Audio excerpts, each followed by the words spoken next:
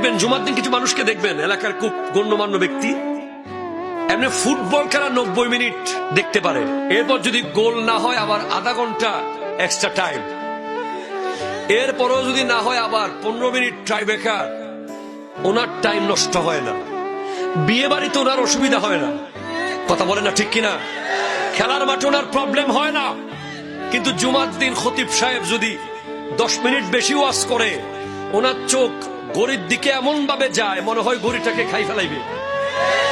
আমি অনেক সময় তার সাথে ঝগড়া লাগলে, তোর বাপ তো বেটা কেলাবে আর ইয়াসিল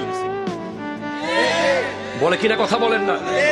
তোর বাপ তো বেগুন ব্যাপারী ছিল, তোর বাপ তো শুটকি ব্যাপারী ছিল, এরকম বলে বলে তার বাবাকে নিয়ে ইনসাল্ট করে কথা বলি।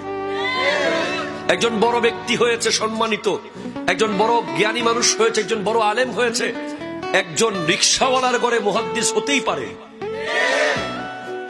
একজন শুটকি ব্যাপারীর ঘরে মুফাসসির হতেই পারে। আল্লাহ কখন কাকে কি বানায়, ঠিক কিনা বলেন? কিন্তু আপনি কখনো তার অতীত, তার বাবার প্রফেশন নিয়ে, তার পারিবারিক স্ট্যাটাসকে টেনে তাকে অপমান করবেন না। কারণ কোরআন বলছে, ইয়া আইয়ুহান নাসু ইন্না খালাকনাকুম মিন যাকারিন ওয়া উনসা ওয়া জাআলনাকুম শুউবান ওয়া কাবাইলা লিতাআরাফু ইন্না আকরামাকুম ইনদাল্লাহি আতকাকুম।